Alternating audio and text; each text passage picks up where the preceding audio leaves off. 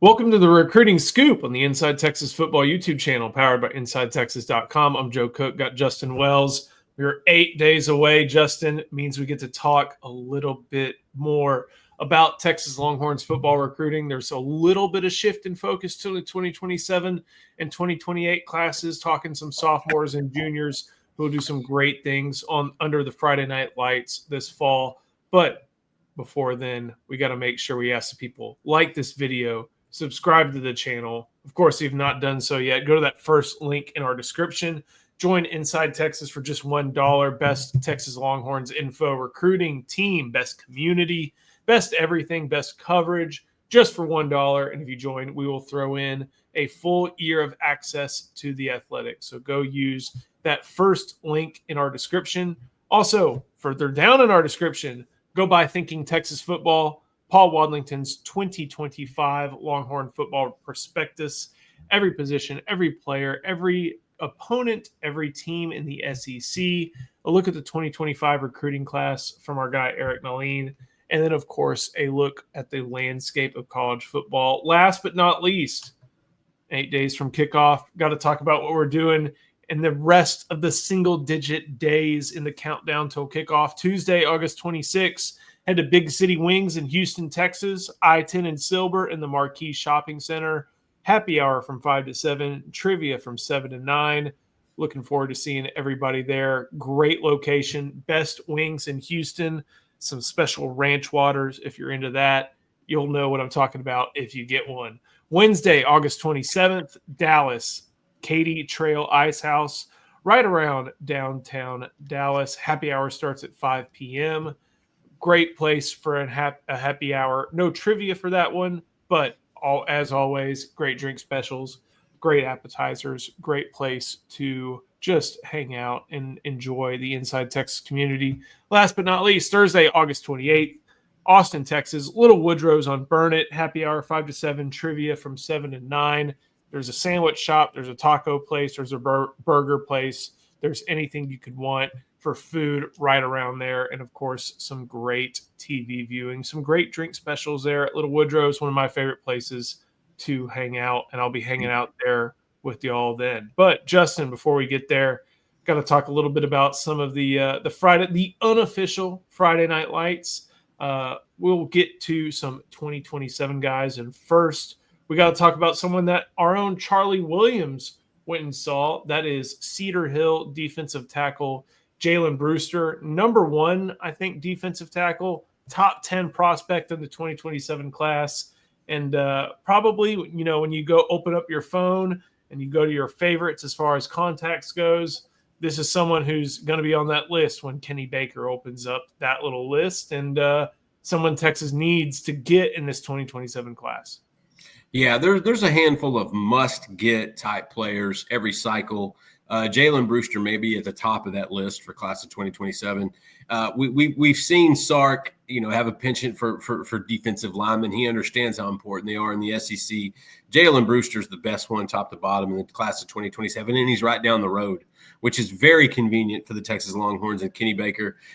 Coach Charlie's already seen this kid a couple times. I mean, this dude lined up at running back last night. He caught a ball out of the backfield last night. He's just one of those type athletes. Kind of reminds me of a bigger Jamian Winfield, Richardson's 2026 commit, or USC commit, rather. Brewster's just a big dude. Now, there's some advantages here for Texas. A big one is the Coleman brothers. The Cedar Hill group, that trio that wound up in Austin this last season in the last class, they're talking to him all the time. They're in his ear constantly. They're trying to sell him on Texas, just like Baker, just like PK, just like Sark. But just understand with Brewster, this one's going to probably go the distance. This is going to be, whether he commits early or not, this recruitment is going to go the distance. There's going to be a lot of ebb and flow to this. Every school in the country wants him, and they are all beating down the door. Now, right now, I think two schools are separating themselves, Texas and Oregon. Oregon's been tremendous. Like they've identified him early, and they prioritize him early like they should. And so I think those are the two schools that are kind of separated early on. But you still got Texas A&M. You still got USC. You still got Oklahoma. Everybody wants this guy. He's a fun kid to watch. I think he'd be good for the locker room. I think he's got a good motor for a kid his size. He's just untapped potential. Like he's exactly what Texas kind of envisions with their defensive line targets. Kenny Baker loves that this guy is close, and I think Texas is in a great spot. They just have to maintain. You know, when I hear that he's doing a little bit of running back, I think of J.J. Peegs, the guy who got some goal line carries at Ole Miss last year, played a lot of defensive tackle right by Walter Nolan. I think of Poona Ford. Remember Poona? I don't remember Poona Ford getting the football and running into the end zone. In high school, like Poona was a running back. Over at Hilton Head, I believe that for sure. But it's hard to get the ball right here in your stomach when you're 340 pounds compared to when you're 308. Hide it under a flap. So either way, he's going to be a defensive tackle. He is super talented. When you have a top 10 guy right there in your backyard, less than 4 hours away within your home state, you got to make the effort. And sounds like Kenny Baker has been doing exactly that. Before we keep going, got to show some love to our sponsor. That is Luxe Kitchen and Bath. This video is brought to you by Luxe Kitchen and Bath. Luxe has been offering high-end kitchen and bathroom remodels for 3 generations throughout the greater Austin area. With 5-star review after 5-star review on Google and Facebook, and an A+ rating from the Better Business Bureau, you can put your faith in Luxe Kitchen and Bath's award-winning designers and skilled craftspeople to bring to life that dream vision of your special home. But that's not all. Luxe's all-star team provides full remodels, large additions, and even commercial build-outs as well. So call Luxe Kitchen and Bath at 833-358-LUXE today. Or visit luxekitchenbath.com to discover where quality meets luxury and begin the process of transforming your home. Get a free quote today by calling 833-358-LUXE. That's L-U-X-E. Or by visiting luxekitchenbath.com. Link in the description. We continue on talking about Alvin Mosley from Crawford High School. I believe that's in the south-ish Houston area. You know, it says Rosharon, and I think that's in kind of the Pearland ISD, maybe? I think so, too, and I think it's decently new. Anything under 10 years old is decently new to me. I finally pulled it up on Google Maps, and that is almost to dang. Oh no, this is Florida. This is the wrong place. Well, we're gonna keep it in anyway. Yes, I think it's around Pearland. I think it is, just south of where. Oh, I almost got it. I hate vamping. Just south of Highway 6, right west of Manville. So that kind of area, Pearland, Manville. Yeah, Alvin, Pearland, yeah. And you said Manville, yeah. Not too far from Highway. A lot of new schools around there that Manville not favor of. Yeah, exactly. Either way, this is talent that may have used to have gone to Manville. Now they usually go to Shadow Creek, but they're spreading out a little bit more now. All in all, he's going to Alameda Crawford. Alvin Mosley is one of the best 2027 wide receivers, best athletes in the state, and this is someone who loves Texas, and Texas seems to love him too. Yeah, so the Horns have got a handful of wide receivers they like in 2027. I don't know if there's one that they're like absolutely in love with, but there's a half a dozen that have really caught their eye. Argyle's Julian Caldwell is one. We'll actually see him tonight in a scrimmage versus Melissa. Alvin Mosley is one that we've got a friend at Inside Texas, and Deshae Milburn, who actually trains Alvin, and he's been kind of telling me about this kid for seems like 9 months. And it's funny because I actually had another coach in the area tell me about him, reached out to him recently. This kid's all of 6'2", almost 190 pounds. So he's not your stereotypical kind of skinny, wiry high school junior. He's kind of a bigger kid. And I think that really appeals well because when you watch his tape, he's not only a high point kid, but he's got good speed. He's got great hands, but he's physical. He goes up and gets the ball. He likes to block. There's a physicality to his game that I really like. I think he's sneaky good. Like I think at this point he's still pretty underrated, and that's fine because going into your junior years, I think ratings are a little kind of silly until after their junior seasons. But I get it. I understand trying to project those kind of things. Alvin's a guy I think that's going to really shine this year. And Texas loves him. He was on campus, I believe, July 1st for the elite camp. He picked up an offer. I'm not sure if he picked up an offer that day, but it was at least a day or two after that. He caught Chris Jackson's eye. That's the guy he's connecting with the most right now. And if Chris Jackson's your guy, your primary guy, you're definitely a priority as a pass catcher. And so he'll be on campus for Texas A&M on November 22nd.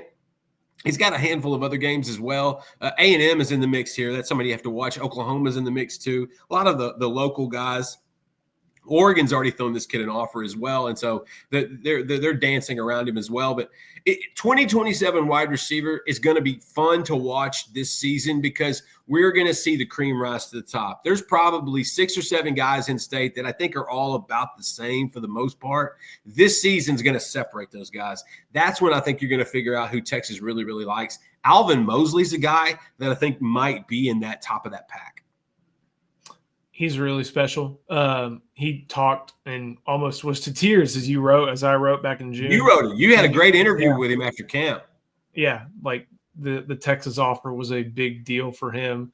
And there's a lot of great 2027 wide receivers we're going to have to keep note of with him, with someone like Julian Caldwell, a lot of different guys doing pretty darn well that Chris Jackson's after. Last but not least, we got to head to the 2028 class. Got to go to East Texas. And I had to remind myself, I've heard of Atlanta, Texas before. It's about Damian Collins way back in the day. I haven't heard about a player on the gridiron, though. We got CJ Whaley. And Justin, explain the burnt orange connection for anybody who's not initiated. Yeah, so what you're watching here are freshman clips, by the way. This is his freshman year. CJ Whaley is the son of former Texas Longhorn defensive lineman Chris Whaley, and also played for the Dallas Cowboys for a couple of years. A lot of fans remember Chris Whaley well. He had a really good 2013 season, man. It's funny because, I go up and I introduce myself, and Chris kind of thought I looked familiar, and I said, well, yeah, I actually covered most of your games in 2013.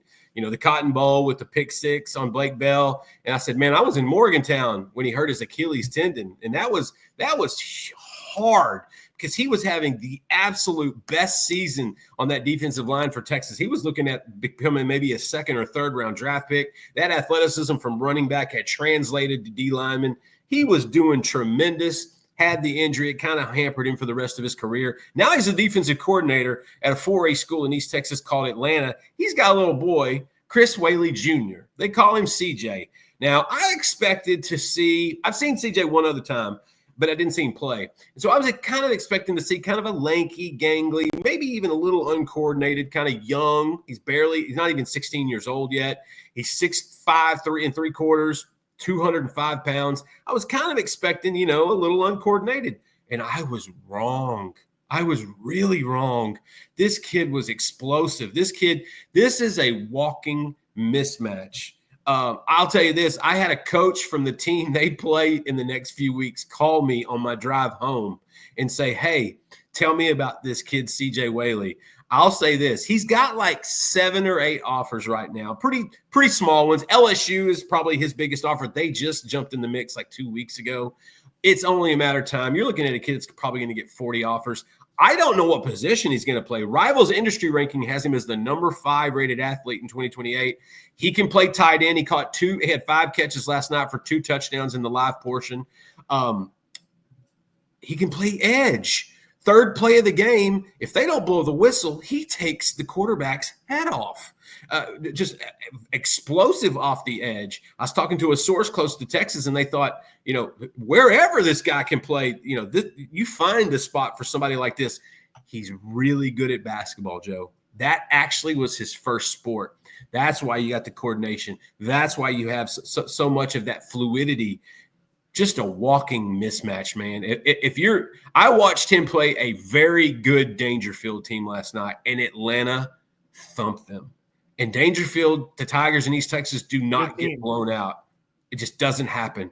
And Atlanta ran them off the field. And it's not just CJ Whaley. They got 3 or 4 other sophomores. Dre Simmons, their quarterback. They got a 6'2.5", 200-pound quarterback that's a sophomore. Dre Simmons, that could probably be a good safety at the next level. Atlanta's building. But, buddy, this is the guy to know. CJ Whaley, huge Texas fan. that he's got a handful of offers, but the dream offer is Texas. He told his dad when he was a little boy, I'm going to grow up and I'm going to play for the Longhorns just like you. He still has that mindset. He's so eager to visit Texas. They're going to be at a game this fall. He's just going to be a guy. It's so early, I know, 2028, but he's going to be so much fun to watch because he's got a dad that absolutely left Texas with the best mindset, loved his experience.